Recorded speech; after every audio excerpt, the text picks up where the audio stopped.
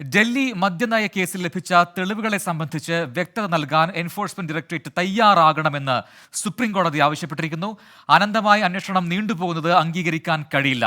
2 വർഷത്തോളമായി ഇനിയും അന്വേഷിക്കാനുണ്ട് എന്ന് പറയുന്നത് എന്ത് അടിസ്ഥാനത്തിലാണെന്നും സുപ്രീം കോടതി ചോദിച്ചു. അറസ്റ്റ് നിയമവിരുദ്ധമാണെന്ന് കാണിച്ച് മുഖ്യമന്ത്രി അരവിന്ദ് കെജ്രിവാൾ നൽകിയ ഹർജി പരിഗണിക്കവെയാണ് സുപ്രീം കോടതിയുടെ ഈ വിമർശനം ഉണ്ടായിരിക്കുന്നത്. ആർ രാധാകൃഷ്ണൻ നൽകും ന്യൂസ് ഡെസ്കിൽ നിന്നും പുതിയ വിവരങ്ങൾ. ആർക്കെ, വളരെ പ്രധാനപ്പെട്ട നിരീക്ഷണമാണ് കോടതിയുടെ ഭാഗത്തു നിന്നും ഉണ്ടായിട്ടുള്ളത് ഈ കേസുമായി ബന്ധപ്പെട്ടുകൊണ്ട്.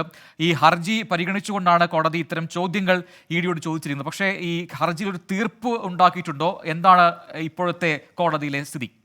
ഇപ്പോഴും ഈ കേസിലെ വാദം തുടരുകയാണ്. ഇ.ഡി. അഭിഭാഷകനാണ് ഇപ്പോഴും ഈ കേസുമായി ബന്ധപ്പെട്ടിട്ടുള്ള നിലപാട് വ്യക്തമാക്കിക്കൊണ്ടിരിക്കുന്നത്. Additional solicitor general S V. രാജുവാണ് ഇ.ഡിയെ പ്രതിനിധീകരിച്ച് കോടതിയിൽ ഹാജരായത്. അല്പസമയം മുമ്പ് സോളിസിറ്റർ ജനറൽ തുഷാർ മേത്തയും ഈ കേസിൽ ഇ.ഡിക്ക് വേണ്ടി വാദമുഖങ്ങൾ അവതരിപ്പിക്കാൻ വേണ്ടിയിട്ട് എത്തിയിട്ടുണ്ട്. ഇ.ഡി പ്രധാനമായിട്ടും പറയുന്നത് അരവിന്ദ് കെജ്രിവാൾ ഈ കേസിൻ്റെ ഭാഗമായിട്ടുള്ള ഏറ്റവും പ്രധാനപ്പെട്ട ഗൂഢാലോചകൻ ആണ് എന്നും ആസൂത്രണം നടത്തിയത് അരവിന്ദ് കെജ്രിവാൾ ആണ് എന്നുമാണ്. അവരതിന് കാരണമായി ചൂണ്ടിക്കാട്ടുന്ന തെളിവുകളിൽ ഇന്ന് പുതുതായിട്ട് പറഞ്ഞിരിക്കുന്നത് ഗോവയിലെ ഒരു സപ്തനക്ഷത്ര ഹോട്ടലിൽ അരവിന്ദ് കെജ്രിവാൾ ഗോവ തെരഞ്ഞെടുപ്പിൻ്റെ സമയത്ത് താമസിക്കുകയും ഹവാല ഇടപാടുകൾ ഏതാണ്ട് 100 കോടിയോളം രൂപയുടെ ഹവാല ഇടപാടുകൾക്ക് അരവിന്ദ് കെജ്രിവാൾ നേതൃത്വം നൽകുകയും ചെയ്തു. ഇതുമായി ബന്ധപ്പെട്ടിട്ടുള്ള തെളിവുകൾ മൊഴിയായും അല്ലാതെയും തങ്ങളുടെ പക്കൽ ലഭ്യമായിട്ടുണ്ട് എന്നാണ് ഇ.ഡി ഇന്ന് വാദിച്ചത്. പക്ഷേ അങ്ങനെയുള്ള സാഹചര്യത്തിൽ കോടതി ചോദിച്ച ചോദ്യങ്ങളിൽ ഏറ്റവും പ്രധാനപ്പെട്ടത് ഈ കേസിൻ്റെ അന്വേഷണം ആരംഭിച്ചിട്ട് 2 വർഷമായ സാഹചര്യത്തിൽ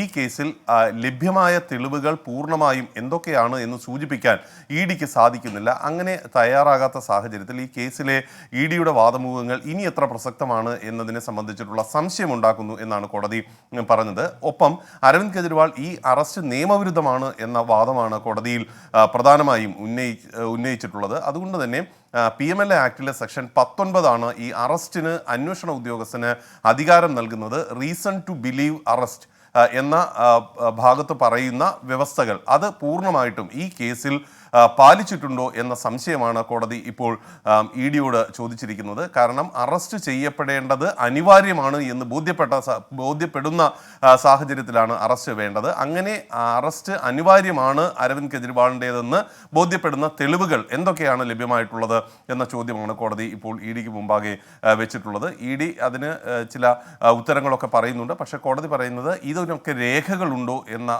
ചോദ്യമാണ് കോടതി ഇപ്പോൾ മുന്നോട്ട് വെച്ചിരിക്കുന്നത്. കോടതി ഈ കേസുമായി ബന്ധപ്പെട്ടിട്ടുള്ള മറ്റ് അറസ്റ്റിലായവർ ദീർഘകാലമായിട്ട് തടവിൽ കഴിയുന്നത് ഉൾപ്പെടെയുള്ള കാര്യങ്ങൾ കൂടി പ്രതിപാദിച്ചുകൊണ്ടാണ് ഈ ഇ.ഡിയോട് ഇതുമായി ബന്ധപ്പെട്ടുള്ള കാര്യങ്ങളിൽ വിശദീകരണം തേടിയിരിക്കുന്നത്. ഏതായാലും ഇക്കാര്യത്തിൽ ഇ.ഡിയുടെ നിലപാടിന് ശേഷം കോടതി എന്ത് സമീപനമാണ് സ്വീകരിക്കുന്നത് വളരെ പ്രധാനപ്പെട്ടതായിരിക്കും. തീർച്ചയായിട്ടും നിർണായകമാണ്. ആർ രാധാകൃഷ്ണനാണ് വിവരങ്ങൾ നൽകിയത്. ഡൽഹി മദ്യനയ അഴിമതി കേസിലാണ് ഇപ്പോൾ ഇ.ഡിയോട് സുപ്രീം കോടതി സുപ്രധാനമായ ചോദ്യങ്ങൾ ചോദിച്ചിരിക്കുന്നത്. തെളിവുകളുടെ സംബന്ധിച്ച രേഖകൾ വ്യക്തമാക്കണമെന്ന് ആവശ്യപ്പെടുന്നു. ഒപ്പം 2 വർഷമായി കേസ് അന്വേഷിക്കുന്നു. ഇനിയും അന്വേഷണം നീണ്ടുപോകേണ്ടതുണ്ടോ എന്നുകൂടി സുപ്രീം കോടതി ഇ.ഡിയോട് ചോദിക്കുകയാണ്.